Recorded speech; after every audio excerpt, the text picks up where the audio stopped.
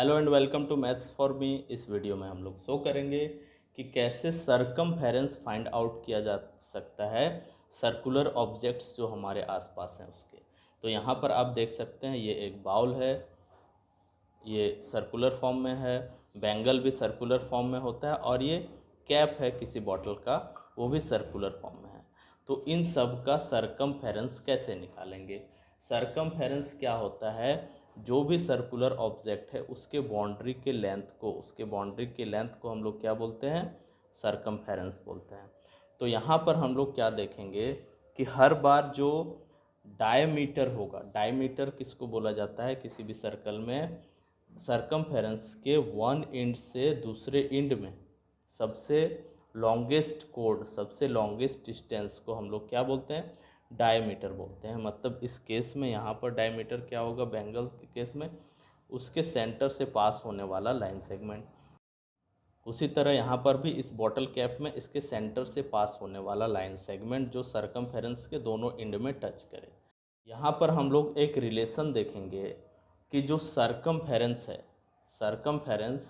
और जो डायमीटर, उन दोनों का एक रिलेशन होता है। दोनों को अगर डिवाइड किया जाए सरकमफेरेंस अपॉन डायमीटर, यानी इस बाउंड्री के लेंथ को अगर हम लोग इस बैंगल का पहले बात कर लें तो इस बैंगल में हम लोग क्या देख रहे हैं कि इस बाउंड्री का जो लेंथ है, ये जो बाउंड्री का लेंथ है that is circumference upon diameter, centre से जो लाइन सेगमेंट वन एंड से दूसरे एंड में टच कर रहा है, पास करने वाले लाइन सेगमेंट को हम लोग डायमीटर बोलते हैं। तो उन दोनों का जो रेशियो है, उन दोनों का रेशियो हमेशा क्या हम लोगों को मिलेगा? हमेशा एक कांस्टेंट वैल्यू मिलेगा जिसको हम लोग पाई बोलते हैं।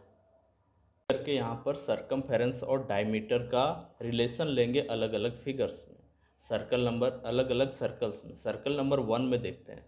सर्कल नंबर 1 में हम लोग डायमीटर देखते हैं कितना आ रहा है। तो डायमीटर अप्रोक्सीमेटली हम लोगों का आ रहा है 6.9। तो ये वैल्यू यहाँ पर डायमीटर की जगह फर्स्ट फिगर सर्कल में लिख देते हैं 6.9, 6.9 सेंटीमीटर आ रहा है ये। और सरकमफेरेंस कितना आएगा? सरकमफेरेंस मेजर करने के लिए इस थ्रेड का यूज़ करेंगे हम लोग। इस थ्रेड को यहाँ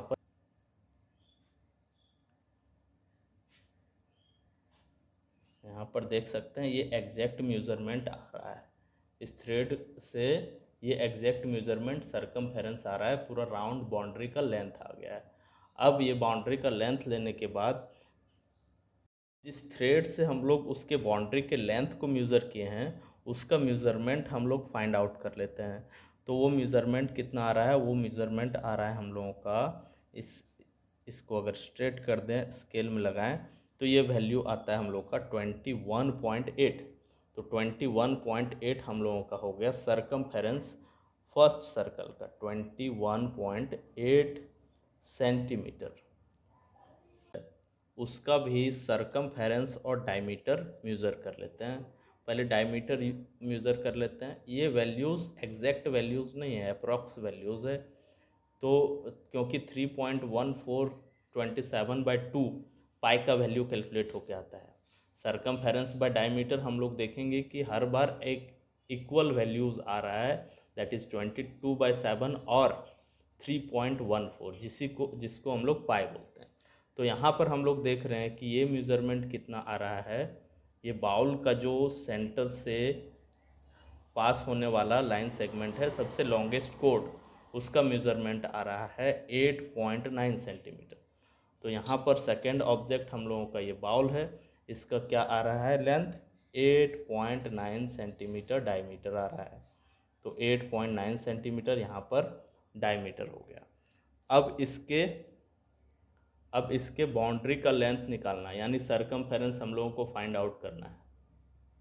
तो इस तरह से हम लोग सरकमफेरेंस निकाल लेंगे, इसका राउंड मूव करा लेंगे थ्रेड को। तो यहाँ पर देख सकते हैं ये थ्रेड, इस थ्रेड का लेंथ को मेज़र करना है हम लोगों को। इस थ्रेड का मेज़रमेंट हम लोग देख सकते हैं कितना आ रहा है, 28 के आसपास आ रहा है, अप्रॉक्स आ रहा है, 28 के लगभग वैल्यू आ रहा है। यानी कि सरकमफेरेंस यहाँ पर हम लोगों का क्या हो गया? सरकमफेरेंस हम लोगों का सेकेंड सर्कुलर ऑब्जेक्ट में इसमें क्या आ जा रहा है? 28 सेंटीमीटर आ जा रहा है।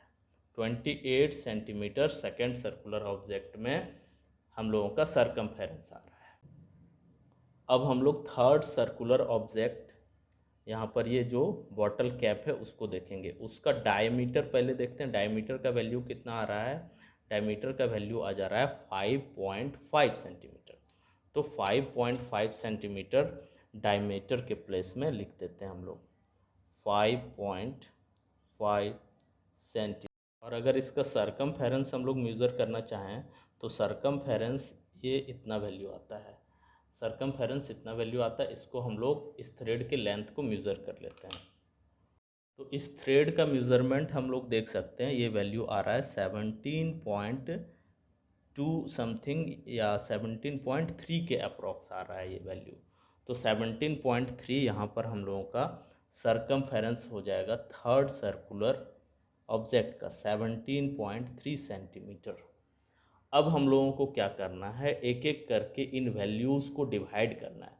सरकमफेरेंस अपॉन डायमीटर का क्या वैल्यू आएगा वो देखना है। तो हम लोगों को वैल्यूज़ आना चाहिए, एक इक्वल वैल्यूज़ आना चाहिए, जिस इक्वल वैल्यू को हम लोग क्या बोलेंगे, पाई बोलेंगे। वो या तो 22/7 होता है या 3.14 के अप्रॉक्स वैल्यू होता है। तो इन सब को अगर हम लोग डिवाइड कर देते हैं तो वैल्यूज़ हम लोगों का आ जाता है। यहाँ पर हम लोग देख सकते हैं कि 3 अलग अलग सर्कुलर ऑब्जेक्ट्स में जो सरकमफेरेंस अपॉन डायमीटर का रेशियो हम लोग फाइंड आउट करेंगे वो वैल्यू अप्रोक्सीमेटली 3.14 के इक्वल होगा या वो पाई के इक्वल होगा। पाई का वैल्यू 22/7 होता है या फिर 3.14। तो फर्स्ट में हम लोग देखते हैं, फर्स्ट सर्कुलर ऑब्जेक्ट में सरकमफेरेंस अपॉन डायमीटर करके निकालें, 3 प्लेसेस ऑफ डेसिमल के बाद 3 प्लेसेस दें तो वो वैल्यू आता है 3.159, यानी कि वो 3.14 के अप्रॉक्सीमेटली इक्वल है। सेकेंड सर्कुलर ऑब्जेक्ट में भी क्या देख रहे हैं हम लोग, 28/8.9 करते हैं, यानी सरकमफेरेंस डिवाइडेड बाय डायमीटर करते हैं तो वो वैल्यू आता है 3.146, जो पाई के अप्रॉक्सीमेटली इक्वल है। इसी तरह थर्ड फिगर में हम लोग क्या देख रहे हैं, 17.3 डिवाइडेड बाय 5.5 अगर हम लोग करते हैं तो ये वैल्यू आता है 3.145, जो अप्रोक्सीमेटली पाई के इक्वल है। तो इन सब से हम लोगों का कंक्लूजन ये निकला है कि सरकमफेरेंस अपॉन डायमीटर अगर हम लोग लिखते हैं तो उसको पाई के इक्वल लिखा जा सकता है हर एक सर्कुलर ऑब्जेक्ट के लिए। यानी circumference will be equal to क्या हो जाएगा, पाई इंटू डायमीटर। अगर क्रॉस मल्टीप्लाई हम लोग करते हैं तो पाई इंटू डायमीटर हो रहा है, और डायमीटर का वैल्यू होता है 2 times radius, 2 into R. So we have concluded that circumference is equal to 2 pi r. That's all. Share this video with your friends and like if you think this is like worthy.